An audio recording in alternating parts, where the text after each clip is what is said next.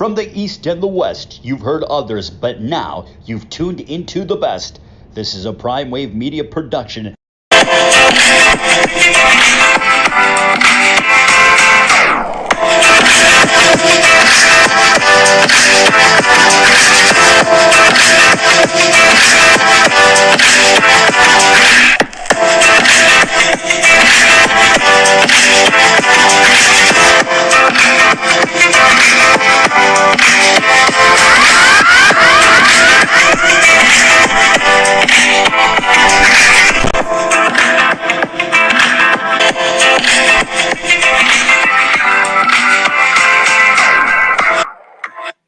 What's up, world? It's the one and only Pop DBICV Primetime Capper, and it is time for the premier sports betting show, the PrimeTimeAngles Live. And boy, oh boy, it is Friday, my favorite day of the week, and we are ready to rock and roll.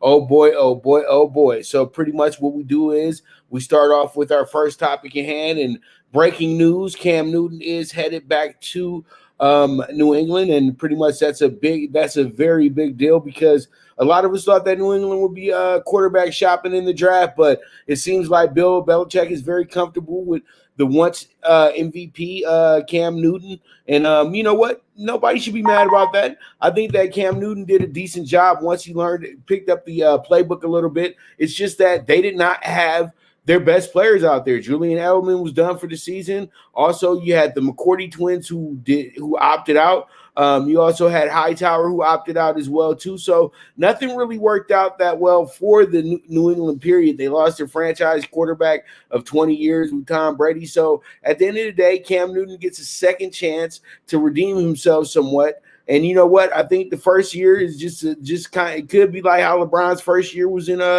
with the Lakers, you know, just pretty much getting to know each other, and they'll be adding pieces as we go. And pretty much we'll just go from there. But I think Cam Newton will be able to right some wrongs from last season as well, too. He should be highly motivated, and I think that they'll be able to retool their whole scheme around Cam Newton as well, too. I think that they'll become more of a run-orientated team, and I think that their objective in the draft should be drafting the best running back. And I think that's going to be a guy by the name of Travis Etienne, who fits the Patriots like a glove. So pretty much that's a player to look at, and I think that they should try to make the investment happen with one of the best players in college football that I've ever seen as well, too. Travis Etienne, that's no cap. He's one of the best I've ever seen. I felt like he was the engine that made this team go, and played in 4 CFP semifinals, and played in three of the national championship games as well, too. So it is what it is at the end of the day. So we move on, and the free agent frenzy has began in the NFL, and Galladay and Mark Ingram have signed with the Texans, and pretty much their head coach says their quarterback is going to still be DeShaun. You know what? I'm not going to go ahead and jump into this and keep putting my 2 cents on Deshaun Watson. I absolutely think that this is not good moving forward for him, period, point blank. I'm thinking that now he's putting a great amount of pressure on himself, you know, when he gets to the next team, just so he can, you know, leave this team. You can't just transfer out your job because things didn't go your way and they ain't talk to you about things. You know what I mean? And so pretty much what happens if the Texans don't trade him? Will he risk sitting out a season? I don't think so, to be that honest with you, because you don't want to miss no money. You got bills to maintain. So pretty much Galladay Ingram signed with the Texans. This is a good sign for this team as well, too, because Galladay is a go-to guy. And then you have Mark Ingram, who can take some pressure off of DeShaun as well, too, and give you guys a solid, powerful running game as well if he can make it through camp, because Mark Ingram is pretty old at this point in the NFL. He's already spent a lot of his best years in New Orleans, and then he came back and things worked out pretty well with the Ravens, who are a run-orientated team as is. And then, you had Lamar Jackson. So pretty much coming to the Texans, he has the idea that he'll have a mobile quarterback here in Deshaun Watson. And I think that these two guys are going to be sent out to actually try to talk Deshaun into staying with the team. But they did go ahead and get two powerful pieces of the free agent frenzy. And the Texans looking to try to rebuild and recoup this thing a little bit. So we'll see how it goes. But all in all, the Texans do have the leverage here, and their guy wants to leave. And I think what happens here is that we're going to have a monster draft night trade for DeShaun Watson. I don't see him as a Texan anymore either. And I think that we just have a monster trade for him on draft night, but we'll see where he goes, though, because right now Chicago is a team that's very heavy on it. And, Chicago got very heavy on trying to get Khalil Mack as well, too. And they were able to get him after months and months of talking to the Raiders and everything like that. Everything worked out in that situation. So are the Bears willing to risk some more of the future for, pretty much the golden arm quarterback, the golden goose quarterback that has been evading Chicago since the Sid Luckman days? We will have to see. All right, so let's go ahead and get into a guy who was supposed to be the eye of the league, and he was going to be the next big thing, and he was a number one pick in the draft, led Florida State to a national championship his first year as the starting quarterback. Everything was looking pretty good for Jameis Winston, had this good, goofy personality that everybody kind of was 50-50 about, but now he's a backup quarterback, it looks like, in the NFL. And I don't want to call him a backup quarterback, but at this point right now, that's what they see him as, where he's at in New Orleans. And he is a free agent. He wants to return to New Orleans, but I think that Drew Brees kind of threw a monkey wrench in that situation as well, too. And does he want to play behind a Tim Tebow-esque type quarterback, knowing that he has the skill level to play at the top level in the NFL? So this is why I'm going ahead and I'm playing the agent card for Jameis Winston. You're trying to get on a team that's going to give you the opportunity to start. That they're not going to sign you to be their starter. They're going to give you the opportunity to start. So Jameis Winston, to me, if he can do everything right, he can go ahead and sign up with one of these three teams right here.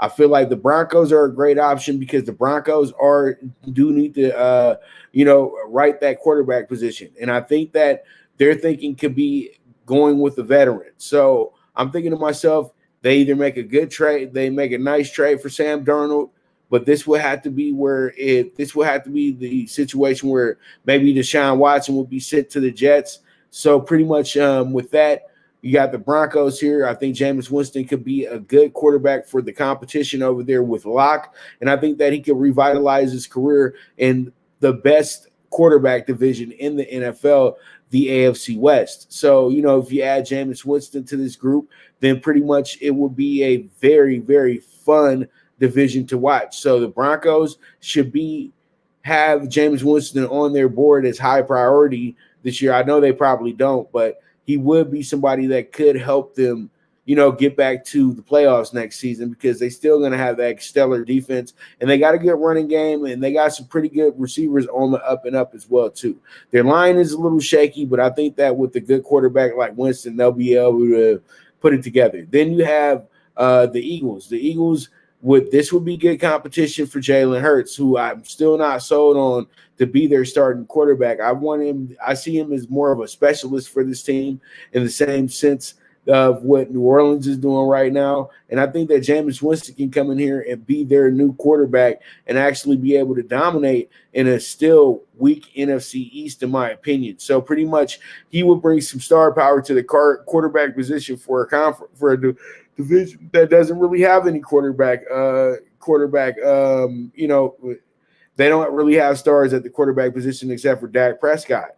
Look at it. You got Jones, who's probably going to be on his way out if he has another bad season. And then also Philadelphia sitting in here in a situation where they want Jalen Hurts to be the starting quarterback, the ownership group, but that's kind of forcing the coach's hand. That's not giving the coach the opportunity to put the best players on the field. But Jalen Hurts is a great leader, so he might be able to lock down that job. And then you got Washington, who's the biggest question mark when it comes to quarterback at this point. They are really in the market of bringing in a quarterback. They're not going to have a top 10 pick this year, but still, they're in the business of bringing in a top 10 quarterback. And I think not a top 10 quarterback, but they're in the business of bringing in a quarterback that can help them bridge the gap to the next quarterback or possibly help this team get to the playoffs because they showed that they had the best defense in the NFC East last year. And that's what you needed to have to move forward and actually be a really feasible team in the division. So pretty much Jameis Winston to the Washington football team would be perfect for him because now he has a really good defense backing him up. And I think that what happens here is that he won't overthink things and make mistakes. He'll just play loose and be Jameis Winston back at Florida State. And if they can get that Jameis Winston back, boy, oh boy, the skies are the limit. But Jameis Winston, this could be his second chance at redemption if he is able to figure out a way to get on the Washington football team roster. Okay, I think he can win that quarterback job right there. The other guy was a good little story, but they just did that because he was able to start in the playoffs. He really was kind of the reason why they did lose that game. If they had a better quarterback, they possibly could have beat the Bucs that day. But it is what it is at the end of the day. So pretty much we move forward, and let's go ahead and talk about the player of the night last night in the NBA, and that's going to be Kyrie. Kyrie had 40 points, 8 rebounds, 3 assists last night. He had to carry the load. He actually just really went crazy against his former team last night. That's all I can say. And they got some pretty snazzy new unis as well, too. I like them. Pretty much looks like how the subway would look if you were about to ride the subway and everything, the detail of everything like that, especially the white circle with the number in it. So pretty much Brooklyn goes ahead and they get themselves a good win last night. Kyrie was feeling himself a little bit and was able to drop 40 and, pretty much continue a pretty good run for this Nets team that's been killing it as of late. Now they won their last 11 out of 12 games. So this team has to be reckoned with. This team has to be taken seriously. They are playing the best basketball in the NBA right now, and they're just going to only get better as Blake Griffin comes back and tries to get into his own little groove and everything like that. But we will see, though, injuries are going to be the story of this team at the end of the day. If they have a healthy squad going into the playoffs, it's going to be their East to win.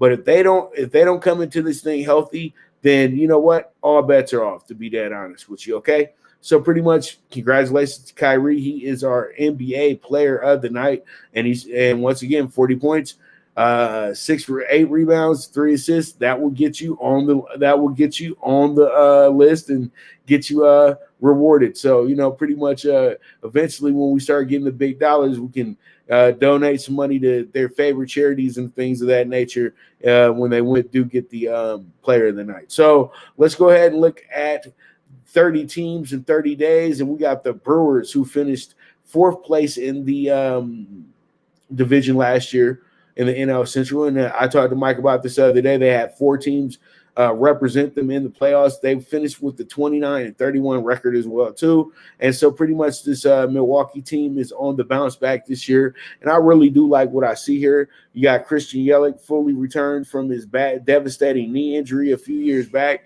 I think that he should have himself a pretty good season this year. They got him a little bit below 300.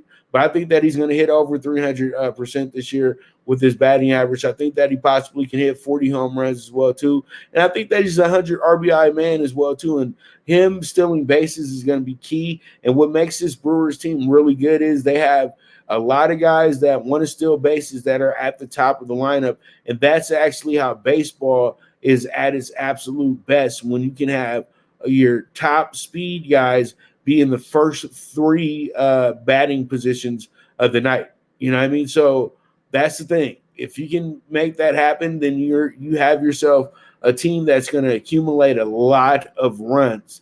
Seriously, and it doesn't have to be home runs hit or anything of that nature. It's just that they put a lot of pressure on the pitchers, and the pitchers overthink things, and they might throw wild pitches. They might walk the whole side, things of that nature. So it's a mind game thing, and I think that it's one of the best mind games that you could pull off in the MLB. So, Christian Yelich looking to have another MVP season like he did back in 2019. We will see how it goes, see how it shakes out. And we'll just go from there. Christian Yelich, the Brewers star, he should be really good for him this year. But you know what? The Brewers do have some really good players in Lorenzo Cain, as we talked about on my show the other day, Jackie Bradley as well, too. So they got some hitters right now, and they should be doing some big things. And then in the pitching department, I think this will be the underrated group here. And Brandon Woodruff is going to be absolutely lights out to me next year. I think that he's going to have a really good season. And I think that the Brewers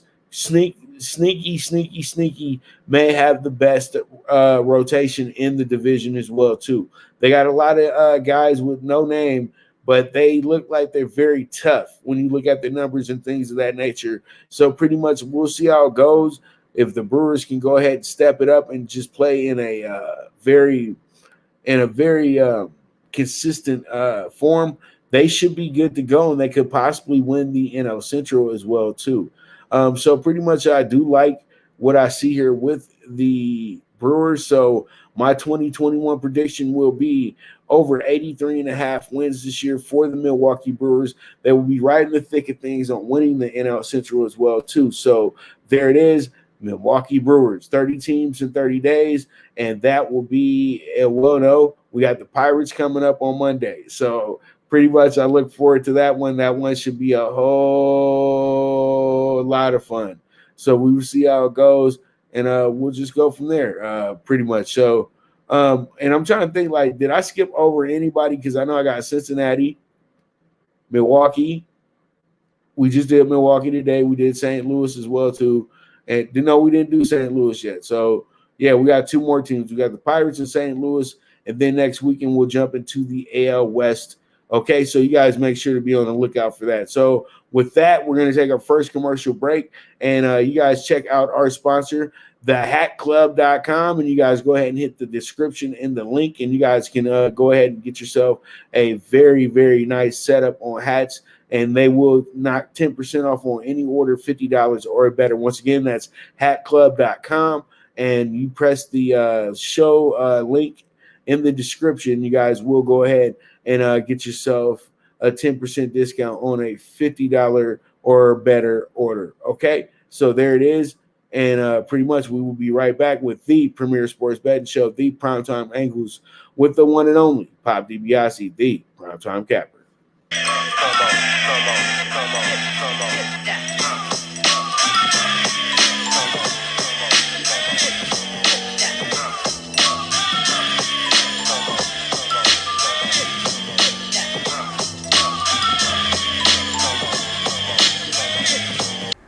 The Viget app, where social media meets sports betting. Get the latest line movements in all major sports. Track your daily bets, daily contests, the NFL over-under contest that pays out $10K in cash prizes. This is a cutting-edge app that helps betting be easy. Sign up with the reference code POPDBIC and you will be able to watch my daily show, The Primetime Angles, as a resource to building that bankroll. Viget is available in your Apple or Google Store on your iOS or Android. The social sports betting app, Viget.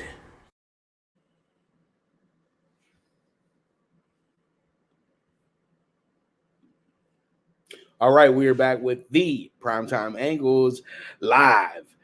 And I am your host, the one and only Pop DiBiase, the Primetime Capper, and this is the premier sports betting show.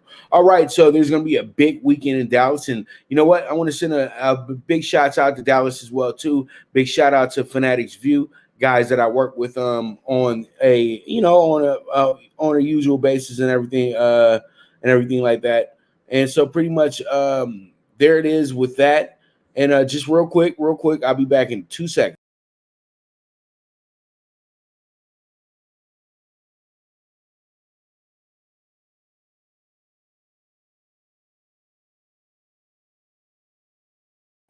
So we are back, and hopefully everything's good to go. I just want to make sure my boy hears me. So we good to go. Just want to make sure we're on tune, because I'm here with my graphics producer, and he has to hear me so we can make sure the slides come in the correct way. So pretty much back to what I was saying though. Big shout out to Dallas. Big shout out to Fanatics View. You guys already know I'm their national host. So whenever they do a big event like the Super Bowl, All-Star game, things of that nature, and when they do their boxing matches as well, when we do the boxing events as well too, I do a lot of interviews for them as well too. So want to just send a big shout out to my man Taylor Mack, Frogito, the whole family over there, and they rep Dallas to the fullest. So that's why I want to go ahead and send a big shout out to the team. I know that they're going to be covering the fight this weekend, and I look forward to it. And you guys already know we got the new show, Sweet Science, as well too. So you guys be on the lookout for that as well. So you guys just wanted to send a shout out to the family out there real quick, and it is what it is. But Dallas, I love you. I can't wait to go back to Dallas and take in some more events and things of that nature. It's a beautiful, beautiful city. So there's a big weekend. It's a big boxing event going on this weekend. We got Estrada Chocolito rematch, and this is between the flyweight legends. You know what I mean? 115 or less. You know what I mean? These guys are light. They are little men. So pretty much these two coming into the fight. Second time around, Estrada did get the first win, and then now you have Chocolito coming around, and pretty much he was seen as one of the best fighters to ever step into the ring early in his career because how smooth he was and how well he adjusted to things, and just how perfect he boxed. A lot of people were very enthralled with Chocolito early in his career. He caught a weird upset at a point in his career, and a lot of people then started to turn away and say, oh, it's another media overhype, blase. But I saw him come back last year. Last fight I actually covered, which was the Garcia Vargas card. Chocolito was on the undercard of that event, and he had a great night that night, put himself back in position to be one of the top fighters in the world again. So pretty much Chocolito, he has a great story. He's a great boxer as well too. He's a great guy, you know what I mean? And pretty much he has a really fun training group as well too. From his trainer to the cut man, everybody, we hung out with them a little bit after the fight and everything like that, and they're very positive guys, and they're training out of out where Fantasy Springs is at out here in California. So pretty much high desert stuff. So pretty good for Chocolito. So pretty much that's a little backstory for you guys and everything like that. But Chocolito does come in here very much the people's favorite. But this is going to be a wide open fight. It could end in a knockout, but these are the little guys, and they go ahead and they get the big stage here with the main event. But the fight I'm looking forward to the most on this card is going to be the rematch, a unification match between the ladies. We got the beautiful Jessica McCaskill from Chicago going against the Dutch one herself, Cecilia Breakhaus, who was the champion for like the last decade damn near. And this was a monster upset when Jessica was able to defeat her a few months back. So in Oklahoma, to be exact as well too. Jessica won a split decision against Breakhaus that night. And I think that a lot of people had the idea that, pretty much maybe Breakhaus might be a little through at this point because she's been fighting for a long time, but this might have motivated her. She already told her that, she was off that night, and pretty much she's coming back for a belt. So I won't say there's bad blood between these two, but I think Cecilia needed that wake-up call and needed to wake up in the morning not having her belts anymore to realize that, you have to step it up to another level. But a lot of people had her winning this fight as well, too. But McCaskill was just a rabid pit bull, that Chicago spirit in her. And so that made for the fight of the night. And I think number 2 will be, once again, still in the stage from the fellas. So I can look forward to it. McCaskill, Breakhaus. It's going to be an awesome fight. Now, big shout out to my man Mikey. I was talking to him last week. He's very close with David Benavidez and everything like that. I'm trying to get Dave on the show soon, so you guys be on the lookout for that. But it looks like we're gonna get his dad's other boxer Ryo on here very soon. So pretty much you guys be on the lookout for that. And Ryo actually teed up Teofimo and from sparring, from what they're saying, but there's mixed stories about that and everything like that, but there is some video evidence of it as well too, so you guys just look for that on the internet. But hopefully we'll bring them in, but we won't be too controversial, you know what I mean? I try to make it about the boxers, not about other boxers. So pretty much let me get to what this is all about. This is David Benavidez taking on Ronald Ellis. Ron Ellis is a tough little fighter here, but you know what? David Benavidez is on a mission to get back to his WBC crown, which now is held by Canelo Alvarez. And David, you know, he's a two-time champion. He's under 25 years old as well, too. But the thing is, though, the guy has to make weight. He has to be responsible. He has to be accountable for his career as well, too. There's some pretty bad situations that have occurred. He was overweight for his last fight, so immediately the WBC strips him of his belt. Before that, when he got his belt stripped, he's never been beaten for his belt. He's been stripped twice.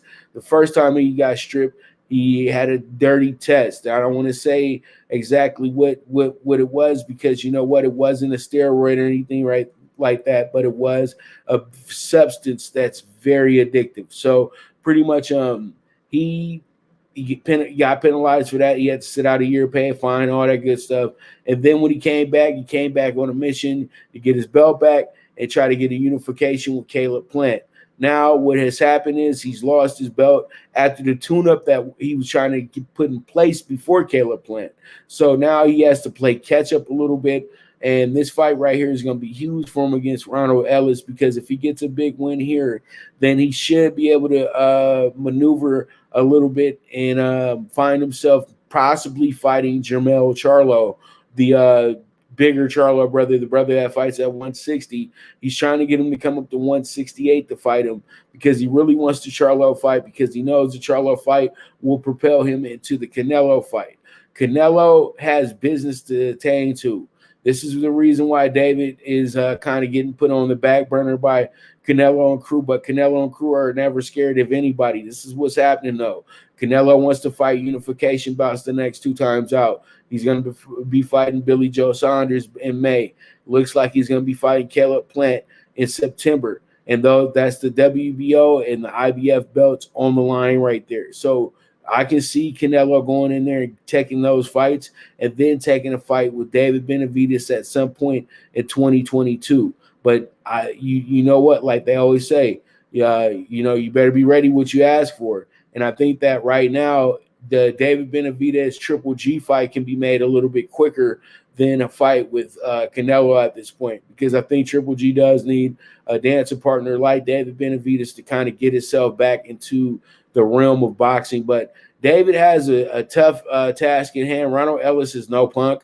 He comes to fight. And you know what? The last few times I saw Benavidez fight, he did get touched up a little bit too much for my liking if you consider yourself a top boxer. But he has a chin, a granite chin that literally, like, you had to hit this guy with a baseball bat maybe 6 or 7 times to knock him out because the guy's chin is just crazy. I've seen guys literally sit up in there and look like they had knocked him out, but they barely moved him.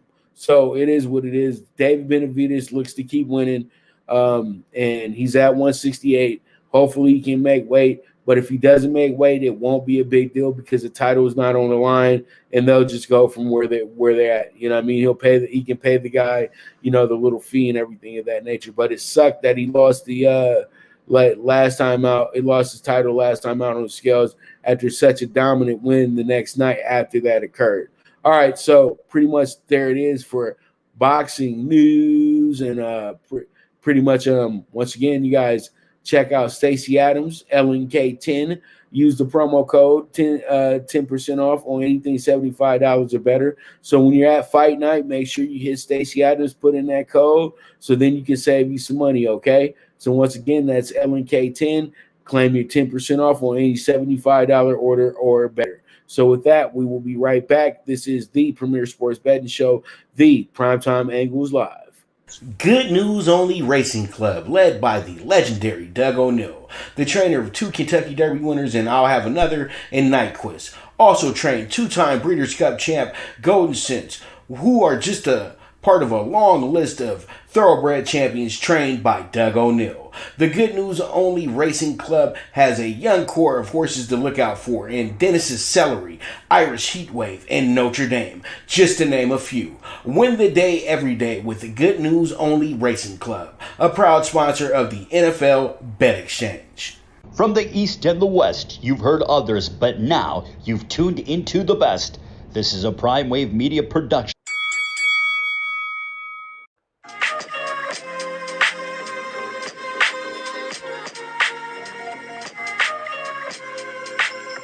Tune into Big Wave Boxing every week with a brand new guest with the one and only Pop DiBiase, the Primetime Capper, getting the best boxing stories, best boxing angles, and the truth when it all comes down to the sweet science. Tune in to Big Wave Boxing on the Prime Wave Media channel on YouTube.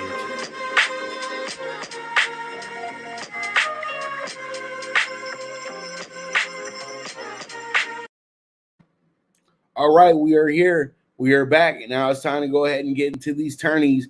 And in news today, though, we have two teams that were pulled out of their tournaments today. In the ACC, Virginia got pulled out of their tournament. So now Georgia Tech gets to walk on into the Saturday night championship game, and they're going to await the winner of the North Carolina-Florida State game. So pretty much, once again, I'm rocking with North Carolina tonight. I think North Carolina is absolutely on a mission to win it all, and I think that pretty much this was the wake-up call that they needed right here. And they're in their best. They're playing their best basketball right now. It's that simple. And you guys should have caught that when they whooped on Duke last week as well too. So here we are, UNC plus 120 tonight. Let's see how it shakes out, and we will go from there. So pretty much so we're gonna go from there. UNC money line plus 120, and we're gonna go ahead and let's make some money, baby.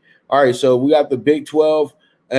We got the Big 12 right here too. And once again, before I could tell my guy, literally, they told me as I was pulling off that Kansas was going to be pulled out of the game. The script was already done. So pretty much we would have had Kansas today, but they lose to a forfeit, so nobody makes any money here. Everybody loses out. So Baylor, go ahead, get us home. I'm taking you guys with the -9 today.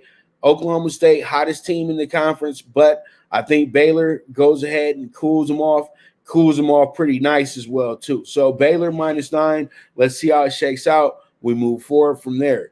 Let's go ahead and it's going down in the garden tonight. It's going down in the garden tonight. Hey. I'm telling you. So Georgetown money line plus 140 tonight.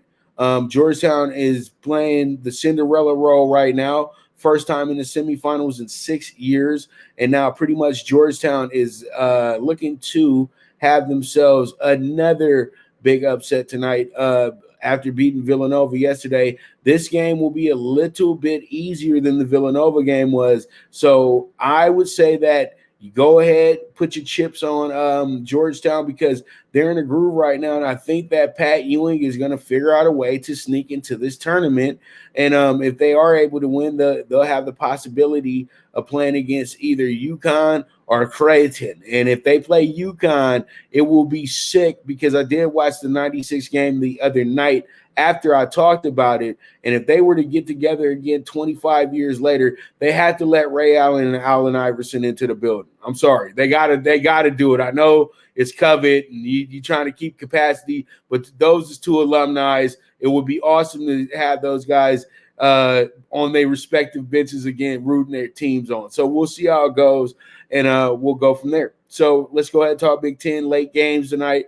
Big Ten, we already had a big monster win by Michigan earlier that saw Juwan Howard get put out the game. So pretty much, not put out the game. He got ejected because he's tried to argue with the other coach, and I guess he said some unkind words to him, and he had to go ahead and hit the showers early. But his team rewarded him with a win today. So there it is. Michigan moves on.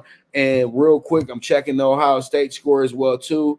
Ohio State is in a barn burner right now, but slugfest somewhat with Purdue. But actually, they're up 13 points now. Earlier it was, but they are up 13 points, 59-46. So we have these games later on in the day. We got Rutgers in their spot going against Illinois, looking to try to get the monster upset tonight against Illinois. And then we have Iowa going against Wisconsin, the Battle of the Corn Boys. So we'll see how it goes. I love Rutgers tonight with the +8. Ron Harper Jr. looking to continue his college career, get himself into the get himself into the NCAA tournament. Already going to be a top 10 pick as well, but we'll see how it goes. Ron Harper Jr. Hopefully get us home with the +8 on the Rutgers tonight. And then we have the -4.5 on Iowa as well, too. Iowa, I'm looking toward Luka Garza and crew having a monster night against Wisconsin, who could barely get past Penn State, who could barely get past Nebraska. So hopefully the formula doesn't keep working that way. We get Iowa to just get themselves a late blowout here in Indiana. All right, so we move forward and we have the Pac-12, and in the Pac-12, Oregon State upset the Bruins yesterday.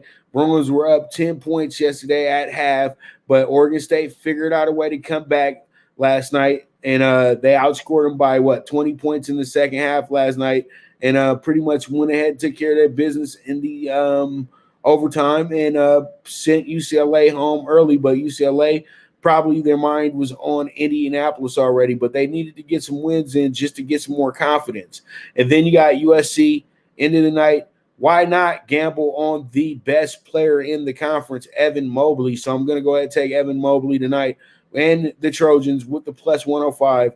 Pac-12 tourney bets for the night. Oregon State, USC, let's get the money, baby. All right, so we move on, and we have the SEC late games. I've another blurb on my end. Sorry, brother. So pretty much it's the late games. All right, but for people who know basketball, it's the late game, okay? But we got Arkansas, pretty much my silent wild card here in the NCAA tournament coming up. I think Arkansas is going to push everybody to the limit who they play against. So pretty much Arkansas tonight, -5.5. They're the 2 seed in this conference as well, too. So this should be a good one for them tonight. I like what they got going, and I think that they'll be able to get themselves a monster win tonight. And then we got Ole Miss playing a little bit of the underdog role tonight, but I think Ole Miss will be good for the money tonight. So I'm going to take them with the even money, and we will see how that one goes, see how it shakes out. And that's our SEC Tourney bets. And for all you people, it's the late game. So with that, we have our sponsor, Fubo TV. You guys can go ahead and check that on out.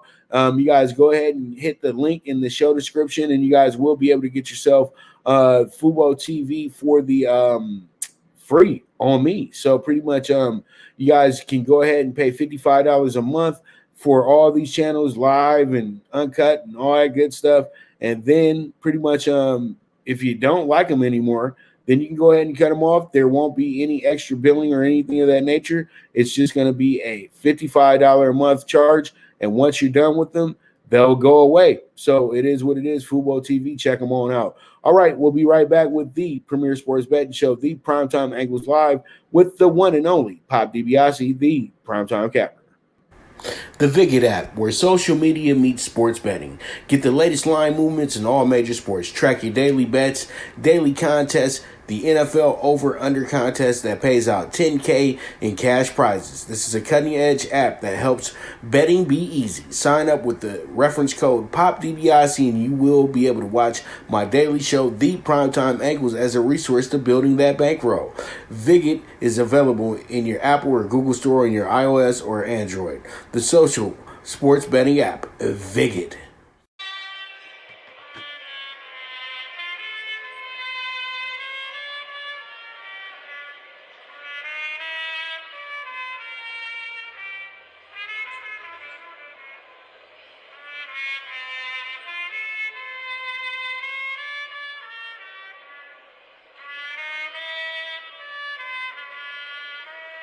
From the East and the West, you've heard others, but now you've tuned into the best. This is a Prime Wave Media production.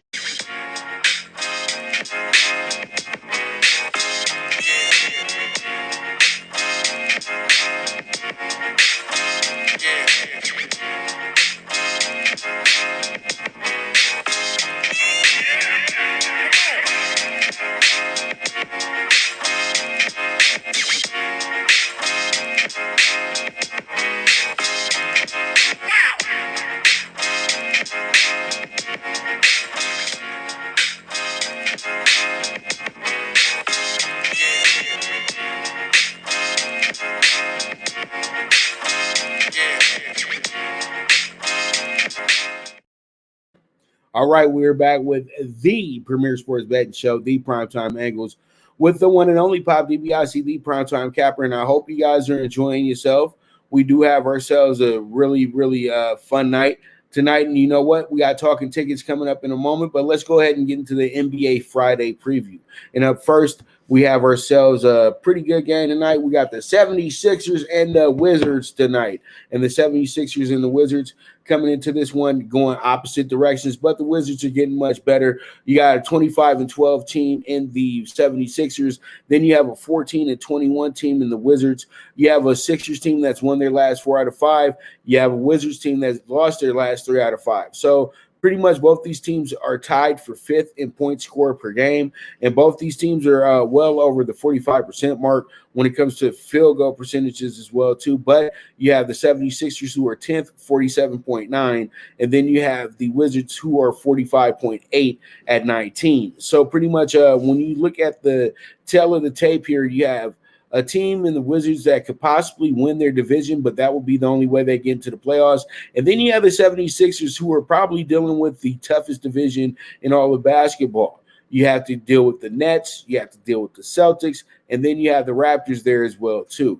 And the Knicks actually are having some life to them as well. So that's the way it's going. That's the way it's looking. That's the way it's working. So pretty much it is what it is. From what I can see here, we have a plus 4.5 on the home team tonight, over under 234.5. Both these teams score points. Most likely you'll be scoreboard watching here, but I think that Philadelphia with the Embiid and with Ben Simmons coming back tonight, they should be good money for you as well too. So the minus 4.5 looks like it can be hit. So I think that you can they'll win this game by 6 or better. So we'll see how it shakes out. Now let's move forward to our next game. And our next game is going to be a doozy. It's going to be the Bulls and the Heat. And the Bulls coming into this one struggling a little bit. The Heat are actually getting back into their groove because Jimmy Butler is finally healthy. You have a Heat team that's won their last 4 out of 5 games. The Heat aren't scoring as many points as they should, but they are locking it up on the defensive end. They're only averaging 107 to the Bulls 115. But see, that doesn't really mean anything in this game when you have the better defensive team on the side of the Miami Heat. They'll figure out ways to limit these things. So when I look at this, you got the Heat stepping it up in the 3-point department as well too. They've hit 476 on the season, 12th in the NBA in that category as well. And they're just moving along and they're just trying to get themselves back in position to be right where they were before, like they were in the bubble. So it is what it is. So pretty much we move forward and let's go ahead and talk about the next one, the Magic at the Spurs. And that Magic at the Spurs, this one right here, tricky. I'm telling you right now, I say the game is tricky simply because you have yourself an Orlando team that's really desperate to get some wins. You have yourself a Spurs team that's kind of in a flux right now. You have your so-called franchise player, LaMarcus Aldridge, now on the trading block. And then you also have your other superstar, DeMar DeRozan, sitting out tonight for personal reasons. Hopefully it's nothing too serious. But all in all, though, you're going into this game with just your guys, not your stars tonight. And Orlando, they might be a little hampered by the stars a bit too. But I think, though, at the end of the day, Orlando is really desperate to win. And Vucevic is playing out of his mind right now as well too. So pretty much this one is at a 7.5, over and under 214.5 as well. This is going to wind up being our dog of the day today as well. So pretty much circle Orlando now plus 230 money line. I think we get them home because they've had some good times over in San Antonio the last few seasons as well too, and nobody saw it coming. So hopefully tonight they continue that trend. Now let's move on to our next game. Our next game is going to be a really good one, and this is going to be the Rockets at the Jazz. And I keep saying this is going to be a really good one, knowing that the Rockets at the Jazz is going to be an absolute it looks like they're saying it should be a blowout, but when they give a team a minus 17 for a game, that should scare off any better from that game, in my opinion. You got an over-under 228.5. Without a doubt, you're going to take the Rockets tonight. If you can start a game 17 zip, why not? You know what I mean? So pretty much from what I can see here, this is going to be a game where the Rockets really are going to have to bite down, step it up, play some pretty good basketball tonight. I know they're in a flux. They really don't look like the team that everybody got excited about the first week of the year. DeMarcus is gone. James Harden is gone.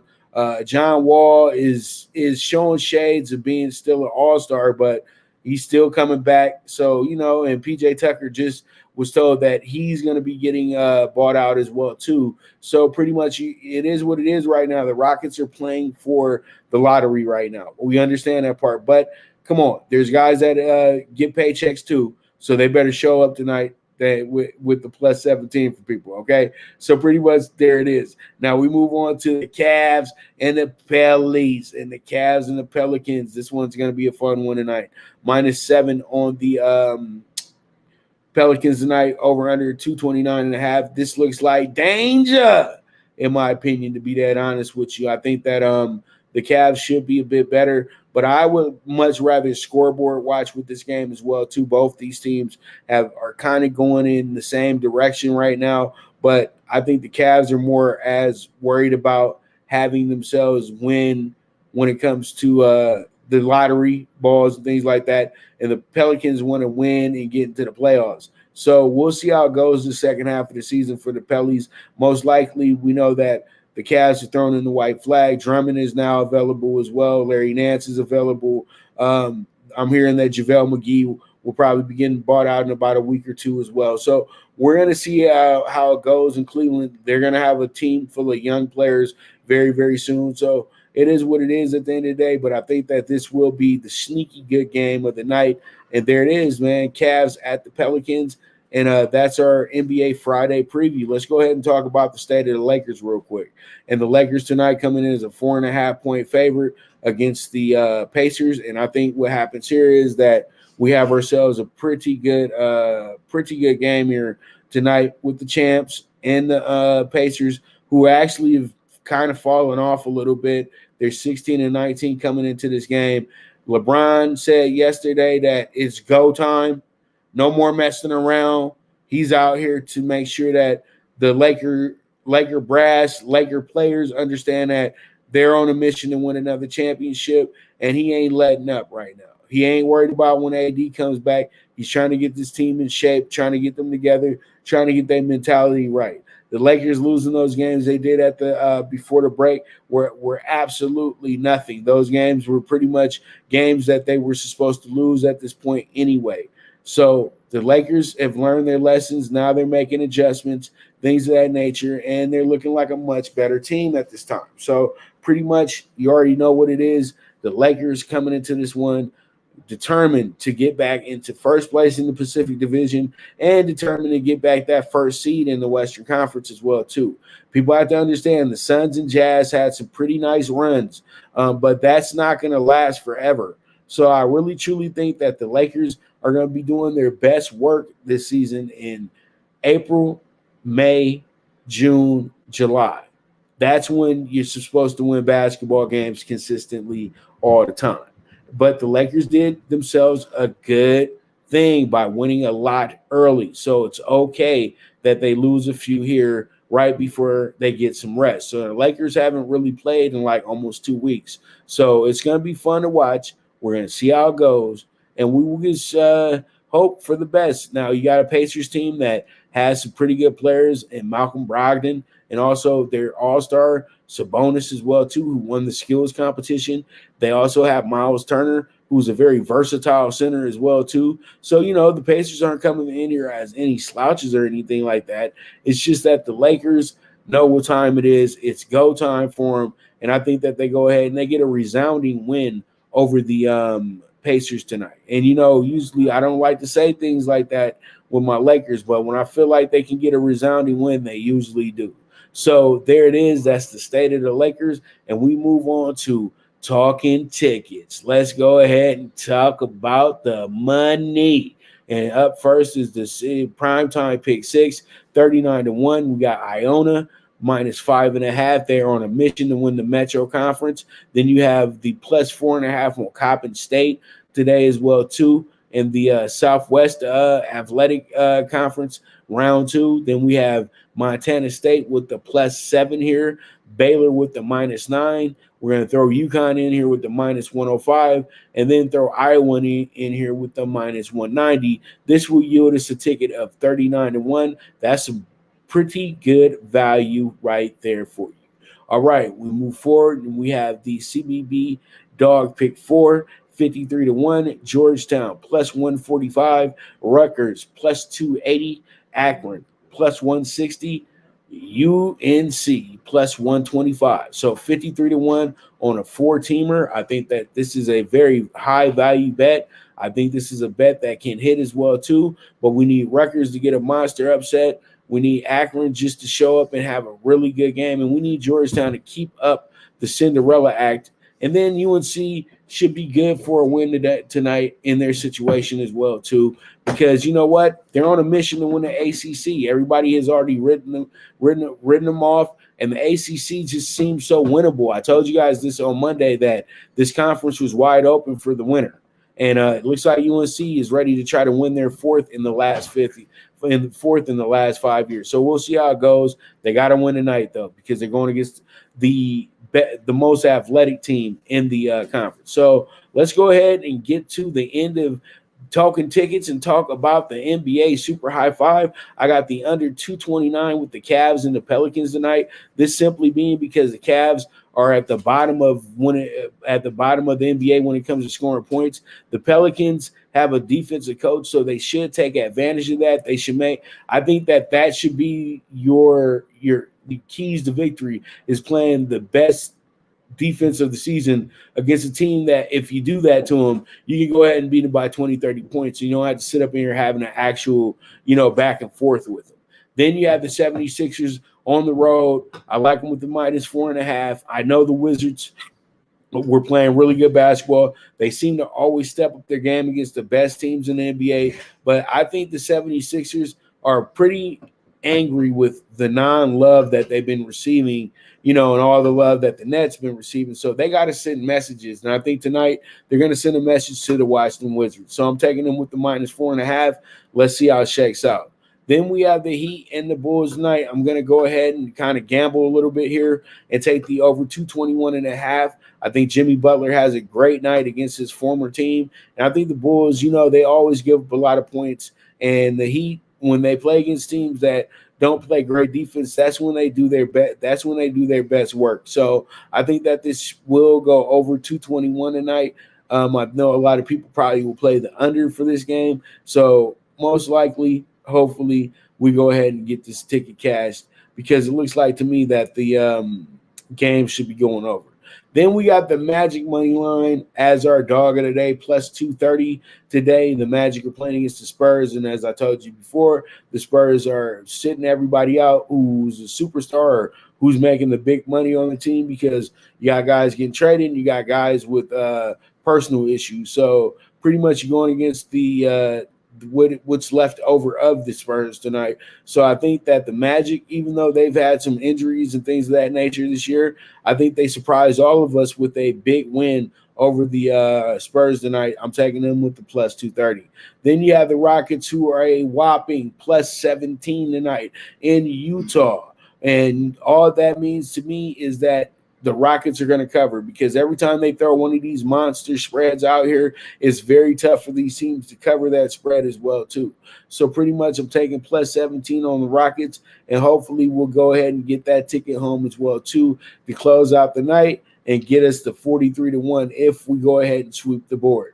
So there it is. That's it for the NBA Super High Five and for our segment Talking Tickets. Now you guys need to know where to bet at. You guys can go ahead and bet over at UWager using the promo code POP80, and you guys will receive 50% of a match deposit. So if you put up 500, you'll get back. They'll go ahead and add a 250 free play to your account, and you can get the rocking and rolling. Probably use these bets right here. And hey, if you hit one big one, let us know. Send us a DM, send us an email, send us whatever. We'll go ahead and we'll highlight it on the show. So with that, we will be back Monday, and we should have Jeff back with us Monday as well too. And you guys make sure to tune in once again at noon. And as I always say, the movement is moving, and you can't and always bet with your head, not with your heart. So we will be back Monday, and you guys just keep tuning in, man. That's all I need you to do. So with that, this is the Premier Sports Betting Show with the one and only Pop DBIC, the Primetime Capper, and this is the Primetime Angles Live, and I am gone.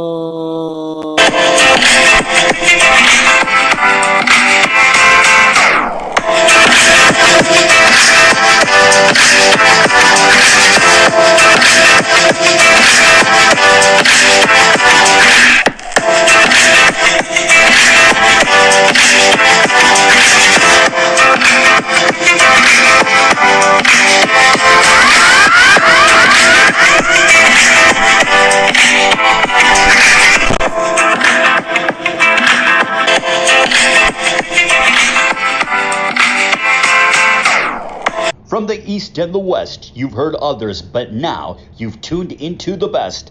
This is a Prime Wave Media production